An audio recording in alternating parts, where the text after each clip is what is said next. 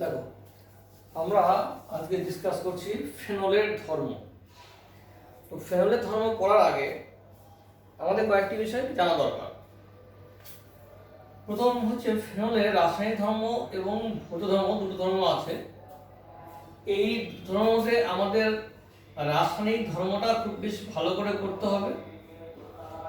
এইটা হচ্ছে ফেনলের গঠন। এই ফেনলের গঠনে এই OH গ্রুপের যে হাইড্রোজেন পরমাণুটি আছে এটি আম্লিক না ক্ষারীয় সেই বিষয়ে আমরা ডিসকাস করব। দেখো, ফেনলের OH গ্রুপে এখানে একটা লোন পেয়ার আছে, এখানে লোন পেয়ার আছে। এই লোন পেয়ার রেজোনেন্সের মাধ্যমে বেনজিন বলয়ে ছড়িয়ে পড়ে। তাহলে গঠনটা কি দাঁড়াবে? গঠনটা দাঁড়াবে হচ্ছে এরকম, ডাবল বন্ড ও প্লাস, এটা মাইনাস, আবার এটা ঘুরবে। এইভাবে আমরা পাঁচটা গঠন পাবো, এইভাবে আমরা পাঁচটা গঠন পাবো। এইরকম গঠন যখন পাবো তার মধ্যে দেখব তিনটে গঠনের মধ্যে অক্সিজেনের মাথায় পজিটিভ চার্জ আছে। এটা মাইনাস, ডাবল বন্ড, এটা প্লাস,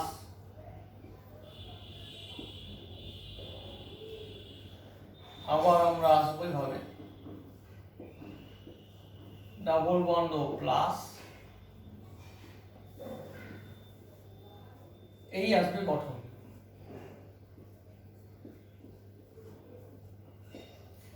এই তিনটে গঠনের মধ্যে আমরা পজিটিভ চার্জ পেলাম। এর মানে হচ্ছে যে অক্সিজেন পরমাণু এই বন্ধন ইলেকট্রন জোড়কে নিজের দিকে টানবে।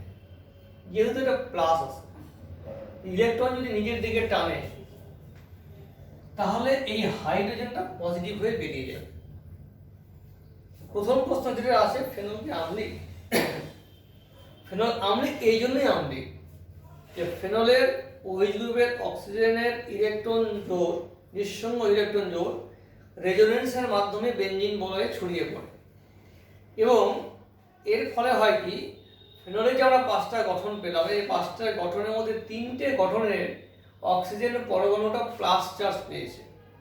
এবং এই তিনটে গঠনে দেখো, অক্সিজেন পরমাণু হচ্ছে অক্সিজেন ছাড়া বাকি যে কার্বন পরমাণু রিংয়ের মধ্যে আছে এই অর্থ, প্যারা এবং অর্থ অবস্থানে নেগেটিভ চার্জ পেয়েছে। এই পজিটিভ চার্জটা পাওয়ার জন্য অক্সিজেন পরমাণু তার এই যে বন্ডিং ইলেকট্রন জোড়কে নিজের দিকে টানছে, ফলে হাইড্রোজেনটা পজিটিভ হয়ে বেরিয়ে যাচ্ছে। সেই জন্য আমরা বলতে পারি ফেনল হচ্ছে আম্লিক। এভিডেন্স কি আছে ফেনল আম্লিক কেন, আমরা এই ব্যাখ্যাটা দিলাম, কিন্তু তার সাপেক্ষে আমাকে একটা এভিডেন্স অর্থাৎ প্রমাণ দিতে হবে। কি প্রমাণ দিতে হবে? যে ফেনল তীব্র ক্ষার ধাতু যেগুলো আছে, যেমন সোডিয়াম, পটাশিয়াম, এদের সঙ্গে কিন্তু বিক্রিয়া করে হাইড্রোজেন গ্যাস নির্গত করে। অর্থাৎ এখানে সোডিয়াম ফেনক্সাইড তৈরি হলো, আর এখানে কিন্তু হাইড্রোজেন গ্যাস নির্গত হলো। এটা একটা প্রমাণ, এটা এভিডেন্স হলো। আর কি করে? এর সাথে যদি NaOH এর আমরা বিক্রিয়া করাই তাহলে আমরা পাবো ওই একই পাবো ONA আর পাবো জল। তার মানে এটা বেস, এটা তাই অ্যাসিড বেস রিঅ্যাকশন হয়েছে বলেই আমরা সোডিয়াম ফেনক্সাইড পেলাম। তাহলে এইটা হচ্ছে এভিডেন্স। অর্থাৎ ফেনল যেহেতু আম্লিক হওয়ার জন্য তার সাপেক্ষে যদি আমাকে প্রমাণ দেখাতে বলে তাহলে এই প্রমাণ দুটো আমরা দেখাবো। এই গেল একটা পয়েন্ট। দ্বিতীয় পয়েন্ট হচ্ছে যে ক্ষারের সাথে তো বিক্রিয়া করলো, তো ক্ষার আর কি কি আছে? তো আমরা ফেনলের সঙ্গে কম্পারেটিভলি যে বিক্রিয়া করছিলাম সেটা হচ্ছে অ্যালকোহলে বিক্রিয়া করছিলাম। তো অ্যালকোহলের থেকে ফেনল বেশি আম্লিক তারও প্রমাণ আছে। তো অ্যালকোহল থেকে ফেনল বেশি আম্লিক, কিন্তু কার্বক্সিলিক অ্যাসিড বা কার্বনিক অ্যাসিড থেকে কিন্তু কম আম্লিক। সেই জন্য কার্বনিক অ্যাসিড বা সোডিয়াম কার্বনেট এই জাতীয় কোনো যৌগের সাথে যদি আমরা ফেনলের বিক্রিয়া করাই, তাহলে কিন্তু কার্বন ডাইঅক্সাইড গ্যাস নির্গত করবে না। এটা আরেকটি প্রমাণ যে ফেনলের সাথে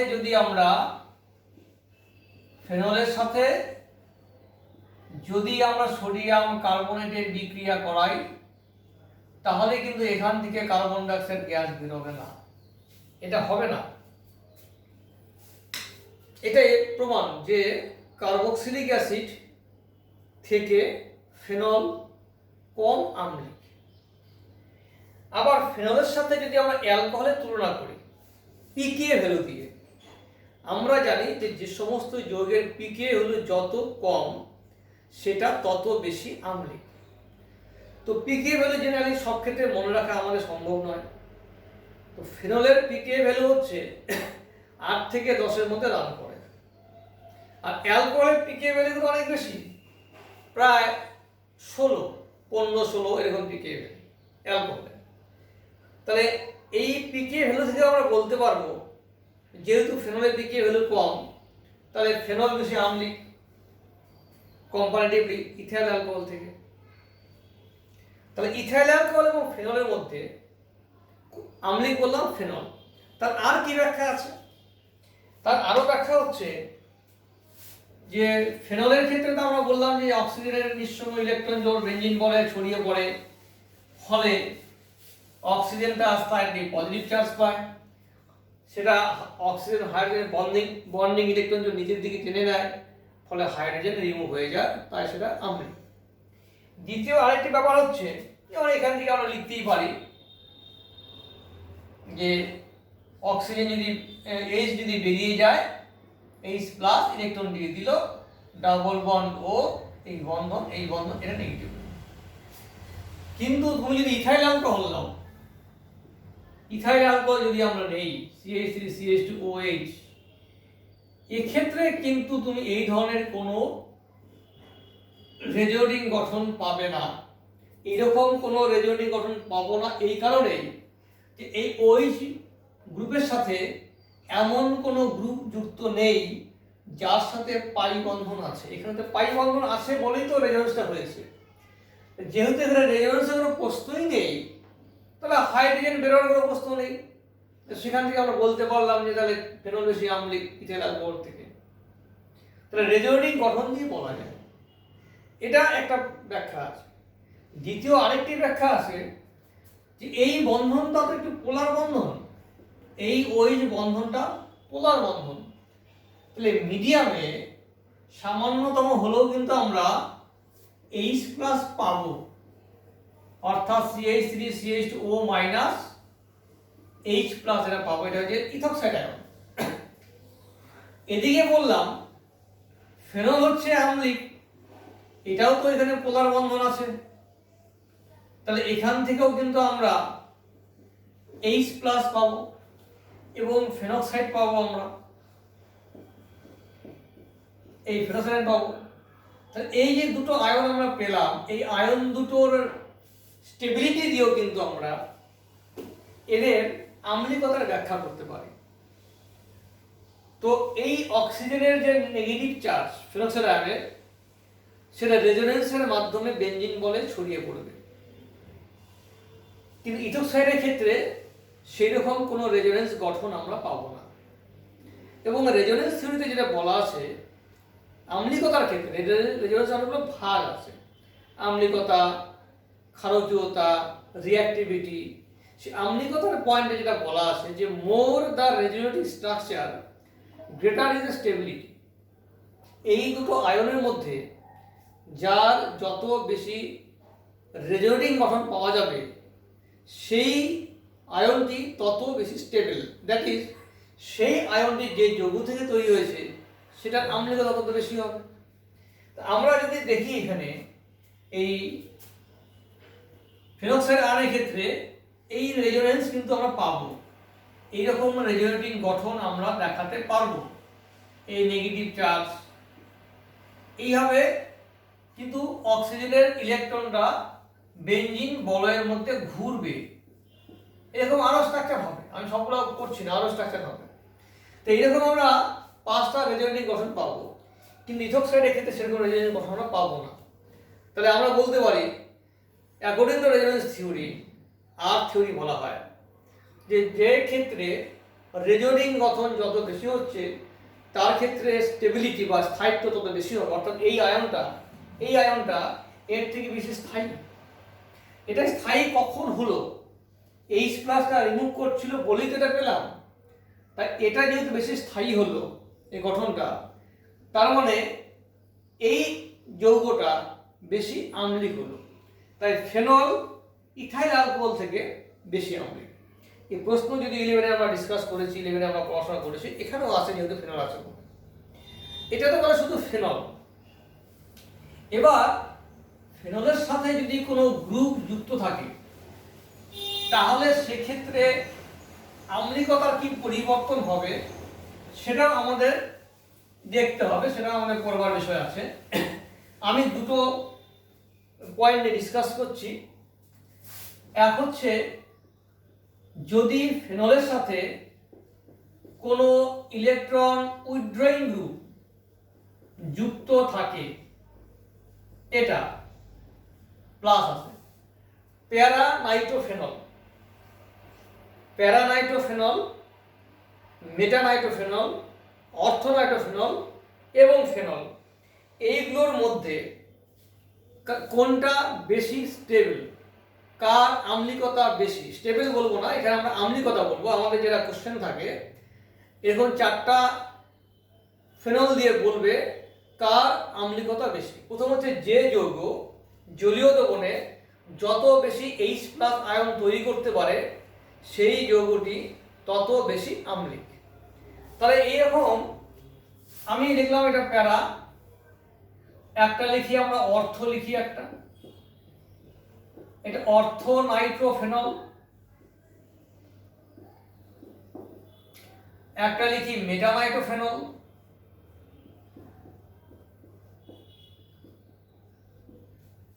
আর একটা লিখি আমরা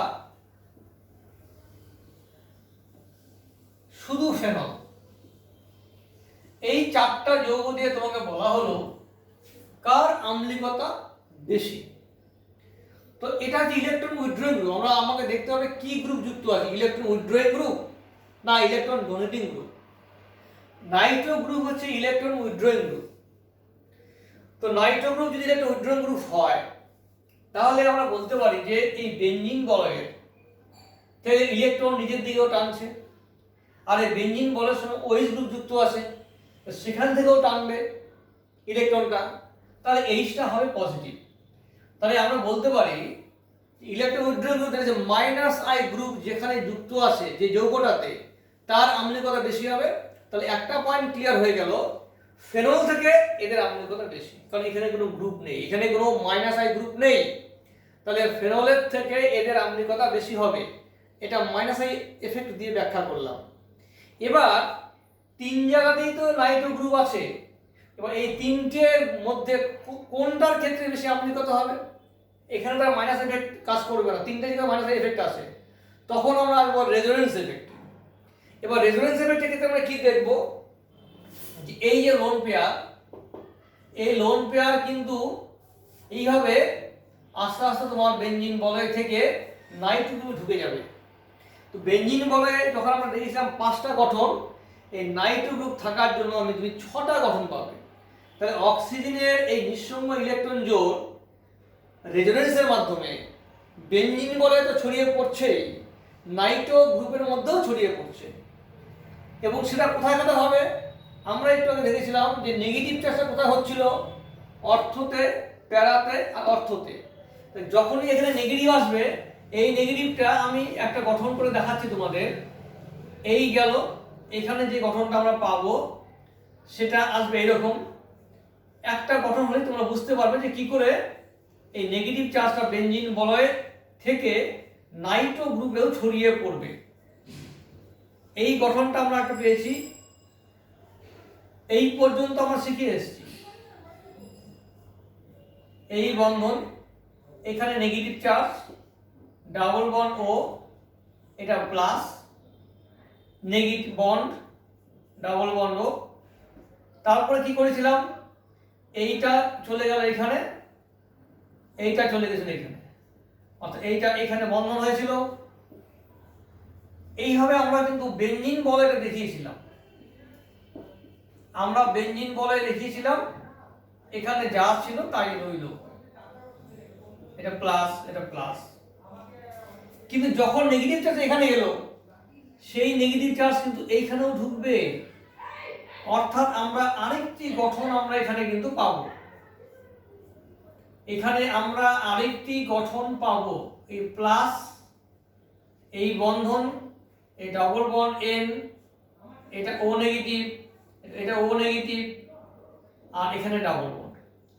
অর্থাৎ দেখো এখানে আরেকটা গঠন পাবো আমরা, তাহলে এই যে 1 2 3 4 এটা একটা গঠন, এইরকম 5টা গঠন তো পাবোই, প্লাস আরেকটি এই গঠনটা পাবো। অর্থাৎ এই নেগেটিভ চার্জ বেঞ্জিন বলয় অ্যাজ ওয়েল অ্যাজ নাইট্রো গ্রুপের মধ্যে ঢুকবে, তাহলে 6টা গঠন পাচ্ছি।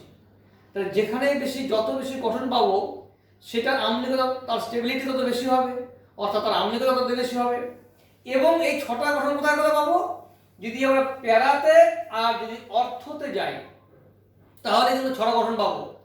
মেটাতে কিন্তু তুমি এই গঠনটা পাবে না। তাহলে মেটাতে কি এফেক্ট থাকবে? একটি মাত্র এফেক্ট থাকবে, মাইনাস আই এফেক্ট। এই নাইট্রো গ্রুপ কিন্তু রেজোনেন্সের মধ্যে ঢুকতে পারবে না, কারণ এটা মেটাতে আছে। তাহলে এইবার ক্লিয়ার হলো যে এই দুটো থেকে এটার আম্লিকতা একটু কম আছে, কারণ এর গঠন হবে 5টা, কিন্তু একটা মাইনাস আই এফেক্ট থাকার জন্য এর থেকে বেশি আম্লিক হবে। তাহলে দুটো আমরা পেয়ে গেলাম। এবার এই দুটোর মধ্যে কোনটা ক্ষেত্রে বেশি আম্লিক হবে? এখানেও আমরা 6টা গঠন পাবো, এখানে 6টা গঠন পাবো, কিন্তু এখানে আরেকটি জিনিস আমরা পাবো, এখানে ইন্ট্রামলিকুলার হাইড্রোজেন বন্ধন হবে, অর্থাৎ এটা একক অণু হিসেবে অবস্থান করার চেষ্টা করবে। অর্থাৎ এই যে এটা এখানে ফ্রি, এখানে কিন্তু ফ্রি নয়, এখানে আটকে দিয়েছে একে, এইটাকে। ফলে এর থেকে এটার আম্লিকতা অনেক বেশি হবে প্যারাতে। তাহলে এটা বেশি আম্লিক, তারপরে এটা, তারপরে এটা। তাহলে প্যারানাইট্রোফেনল, তারপর অর্থোনাইট্রোফেনল, মেটানাইট্রোফেনল, তারপরে ফেনল। এইভাবে আম্লিকতা, এইরকম আম্লিকতা ব্যাখ্যা দেয় পরীক্ষায়। অনেক সময় ব্যাখ্যাটা হয়তো বলে না, তোমাকে এই 4টা যৌগ লিখে বলবে এদের আম্লিকতা অনুসারে সাজাও। তুমি ব্যাপারটা না জানলে সাজাতে পারবে না, কিন্তু ব্যাখ্যাটা তোমাকে ভালো করে করতে হবে। এটা গেল মাইনাস আই এফেক্টের জন্য। এবার যদি আমরা প্লাস আই এফেক্টের কথা আলোচনা করি, এবার আমরা প্লাস আই এফেক্টের কথা আলোচনা করব। অর্থাৎ যে গ্রুপটা বেঞ্জিন বলয়ে ইলেকট্রন ঘনত্ব বৃদ্ধি করবে, বেঞ্জিন বলয়ে ইলেকট্রন ঘনত্ব বৃদ্ধি করবে যারা, তাদের ক্ষেত্রে আমরা ডিসকাস করি ফেনল নিয়ে। এটা হচ্ছে ফেনল। এবার নিলাম মেটানাইট্রোফেনল, না মেটানাইট্রো না, আমরা নেব ক্রেসন নেই, মেটাক্রেসন, ইলেকট্রন ডোনেটিং গ্রুপ নেই, প্লাস আই গ্রুপ।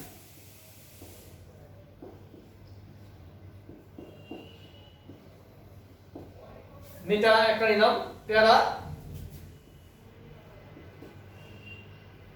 আর একটা নেব অর্থ। আমরা একটু সাজিয়ে লিখলাম আমার মতো করি, এটা অর্থ নিলাম।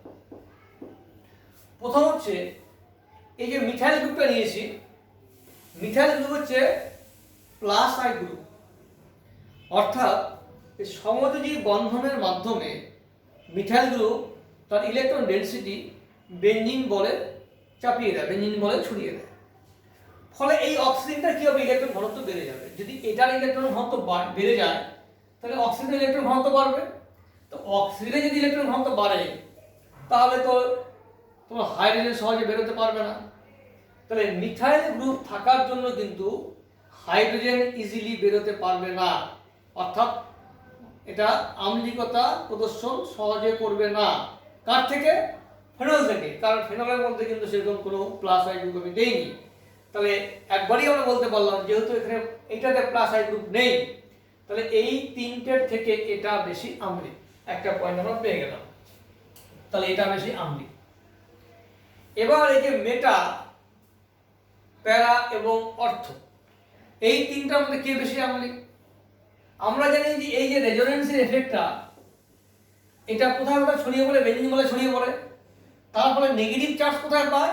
অর্থতে পায়, প্যারাতে পায়, আবার অর্থতে পায়।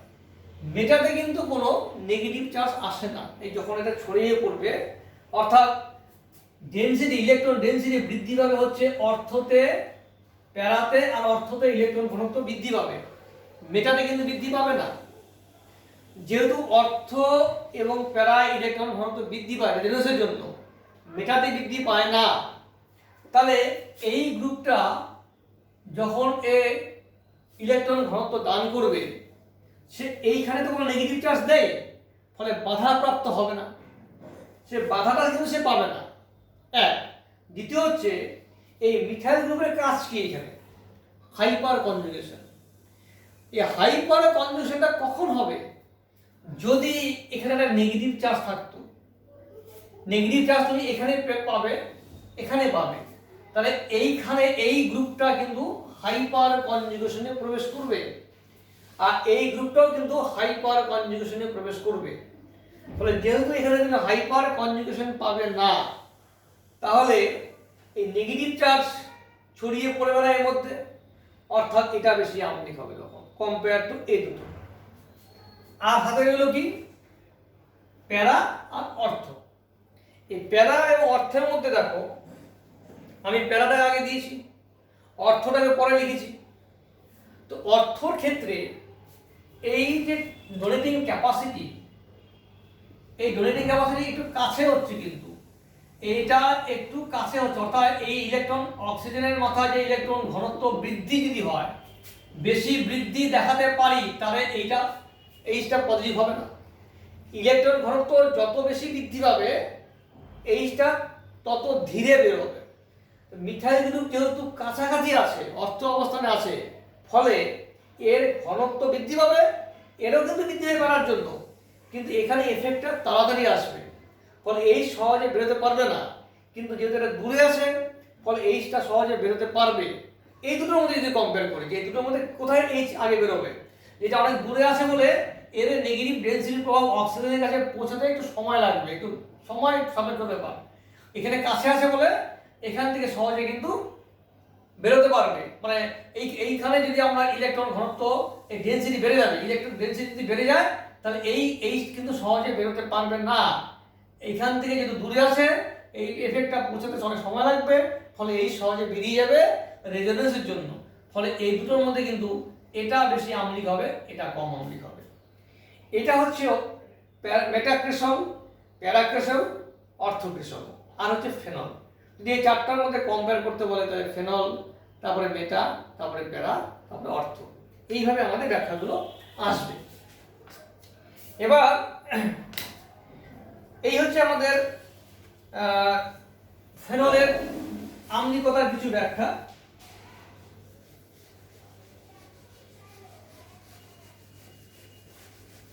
এরপরে আমরা আসি এর যে রাসায়নিক ধর্ম আমরা শুরু করব। এই রাসায়নিক ধর্মের মধ্যে আমরা এস্টারটা অ্যালকোহলের ক্ষেত্রে পড়েছিলাম, আমি খুব যেগুলো ইজি সেগুলো আমরা আগে বলছি। তো ফেনলের ক্ষেত্রে কি কি ধর্ম আছে তা আমরা একটু ভাগ করে নিতে পারি। কিরকম ভাগ?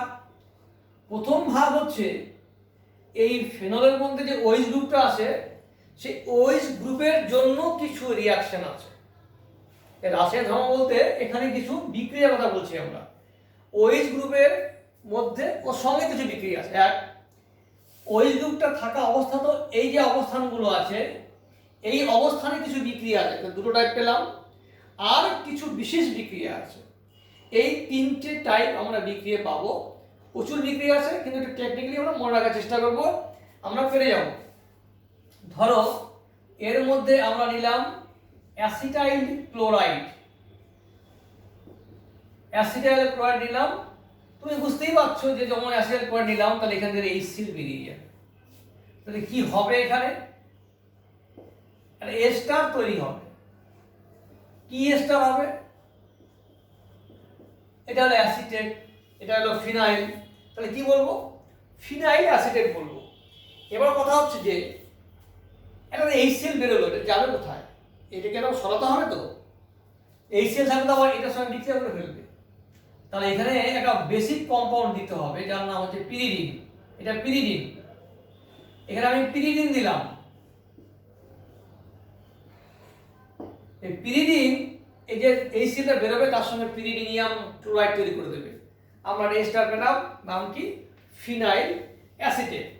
এবার দেখো এই যে অ্যাসিটাইল ক্লোরাইড, এর আগে আমরা বলেছিলাম যে অ্যাসিড সংজাত যৌগ যারা, এরা হচ্ছে অ্যাসিড সংজাত যৌগ।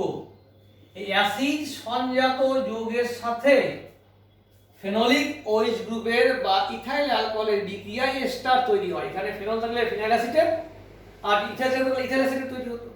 তো কি হবে এখানে, এখানেও এইখানকার H আর CH3টা হলো, এটা বেরিয়ে গেল।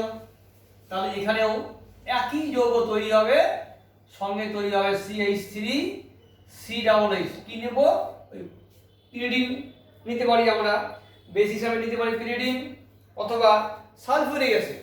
কয়েক ফোঁটা যদি সালফিউরিক অ্যাসিড নেই তাও হবে, একটু সালফিউরিক অ্যাসিড নিলে পরে পিরিডিন নিলে কি হবে, এর সঙ্গে একটা বিক্রিয়া করে ফেলবে। সালফিউরিক অ্যাসিড নিলে হবে এটা অ্যাসিড, আর H2 এর উপর বিক্রিয়াটা হবে না। তাহলে ফেনল এবং অ্যাসিটিক অ্যানহাইড্রাইড তার সঙ্গে যদি আমরা বিক্রিয়া করি তাহলে এই পাবো আমরা ফিনাইল অ্যাসিটেট এবং অ্যাসিটিক অ্যাসিড। আরেকটি কাজ করি আমরা, আমরা এর সাথে Cl COO C6H5 দিয়ে দিই, এর নাম হচ্ছে বেনজোয়াইল ক্লোরাইড। এটা নাম হচ্ছে বেনজোয়াইল ক্লোরাইড। এখানে দেব আমরা একটা বেস দিব NaOH আর ওয়াটার দিলাম মনে করো। এখানেও এই ক্লোরিন আর এই হাইড্রোজেন মিলে তৈরি হয়ে গেল এই বিক্রিয়া। এখানে হলো O C double bond O C6H5, এটার নাম হচ্ছে ফিনাইল বেনজয়েট। ফিনাইল বেনজয়েট এগুলো সব হচ্ছে ফেনলের এস্টারিফিকেশন বিক্রিয়া।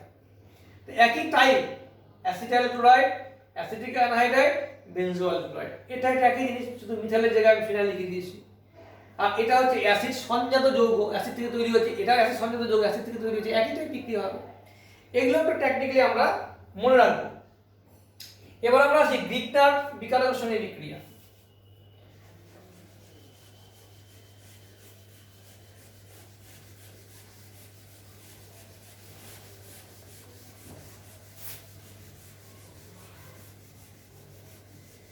গ্রিগনার বিকারক আমরা জানি অ্যালকিল বা অ্যারাইল, ম্যাগনেসিয়াম ব্রোমাইড বা আয়োডাইড। এখানে H আছে, এটা হচ্ছে অ্যাক্টিভ হাইড্রোজেন, এর সঙ্গে মিথাইল দিলাম, ম্যাগনেসিয়াম দিলাম, আয়োডাইড দিলাম। এই মিথাইল আর এই হাইড্রোজেন জোড়া হয়ে যাবে, কি হবে, মিথেন হবে। তাহলে মিথেন তৈরি হলো। আর কি হবে, এটা এখানে ম্যাগনেসিয়াম আছে, এখানে I আছে, এখানে O C6H5। মনে রাখবে আরেকটা জিনিস এখানে বলে দিচ্ছি, যে এই ফেনল যখন H+ দান করবে, এটা যদি অ্যাসিড হয়, H+ দিল, তাহলে এটা হবে ফেনক্সাইড। এটা কি, এটা কিন্তু কনজুগেট বেস, এটা কনজুগেট বেস হিসাবে কাজ করবে। ফেনক্সাইড কিন্তু একটা কনজুগেট বেস হিসাবে কাজ করে। তাহলে ডিকানশনে বিক্রিয়া পেয়ে গেলাম আমরা, এটা যেহেতু অ্যাক্টিভ হাইড্রোজেন আছে, H+ দেয়। আর কি হতে পারে, আর হতে পারে সহজ বিক্রিয়া আছে কতগুলো, এটা বাদ দিয়ে এখানে লিখে দিচ্ছি। ফেনলের সঙ্গে জিঙ্ক ডাস্ট দিয়ে যদি হিট করা যায় তাহলে শুধু বেনজিন তৈরি হবে। জিঙ্ক ডাস্ট দিয়ে হিট করলে আমরা শুধু বেনজিন পাবো। আরেকটি পাবো ফেনল থেকে অ্যামিন। ফেনল থেকে অ্যামিন আমরা অ্যালকোহলে পেয়েছিলাম, একই টাইপ, পাশাপাশি লিখে করবে, দেখবে সহজ মনে হবে তখন। অ্যামিন N এইভাবে লিখি আমরা অ্যামিন। এখানে দেবো ZnCl2, 350 ডিগ্রি সেন্টিগ্রেড তাপমাত্রা, 300 atm চাপ এবং তাপটা লাগবে। অনাদ্র জিঙ্ক ক্লোরাইড, জিঙ্ক ক্লোরাইড মানে কিন্তু বলবো অনাদ্র, অনাদ্র জিঙ্ক ক্লোরাইড দিলে পরে এখান থেকে তোমার জল বেরিয়ে যাবে আর অ্যামিনটা ঢুকে যাবে, এখানে অ্যামিন ঢুকে যাবে, NH2 অ্যানিলিন তৈরি হলো, ফেনল থেকে অ্যানিলিন, এইগুলো একটা বিক্রিয়া। আর কি আছে, ফেনলের সঙ্গে একটা যৌগ যে ফেনল, তার কি প্রুফ আছে, মানে কিভাবে প্রমাণ করবো সেটা ফেনল, সে জায়গাতে আমরা আসি। এটা ফেনল, তো ইথাইল অ্যালকোহল এবং ফেনল দিয়েছি তোমাকে, তো বলো আলাদা করো, সেপারেট করো, দুটো টেস্ট টিউবে, একটাতে টেস্ট টিউবে দিয়েছি ইথাইল অ্যালকোহল, একটা দিয়েছি ফেনল। একটি মাত্র বিক্রিয়ার সাথে তোমাকে পার্থক্য করতে হবে, ল্যাবরেটরিতে তোমরা করবে, দেখবে দুই জায়গাতেই আমরা দিয়ে দেবো ফেরিক ক্লোরাইড দ্রবণ। অবশ্য মিথানলিও দিতে হয়, মিথানল এবং জল দিয়ে ফেরিক ক্লোরাইডের দ্রবণ তৈরি করে, মিথানল এবং ফেরিক ক্লোরাইড দিলে পরে খুব সুন্দর রিয়াকশনটা হয়। ফেরিক ক্লোরাইড দিলে পরে তৈরি হবে ফেনল, যেখানে আছে সেখানে বেগুনি বর্ণ হবে, ইথাইল অ্যালকোহলের ক্ষেত্রে বেগুনি বর্ণটা হবে না। তো এটি পার্থক্য সূচক বিক্রিয়া। তা কি হয়, অ্যাকচুয়ালি একটা কমপ্লেক্স তৈরি হয়, ফেরিক ক্লোরাইড দিলে এর সময় যদি আমরা ফেরিক ক্লোরাইড দেই তাহলে একটা কমপ্লেক্স তৈরি হবে। সেই কমপ্লেক্সটা কি, এই বেনজিন রিং, এই বেনজিন রিং এর মধ্যে তোমার এই অক্সিজেন এটা থাকবে, এদিকেও লিখতে পারি আমরা, কোনো সমস্যা নাই। এইরকম এই ফেরক্সাইড, এর সঙ্গে যুক্ত হবে কি আয়রন, এই ফেনক্সাইডের সঙ্গে যুক্ত হবে আয়রন। কটা আয়রন হবে, এখানে আয়রন আসলো, ফেনক্সাইডের সঙ্গে আয়রন মিলে তোমার হবে, এখানে হবে ছটা হবে, আর এইখানে হবে তোমার Fe,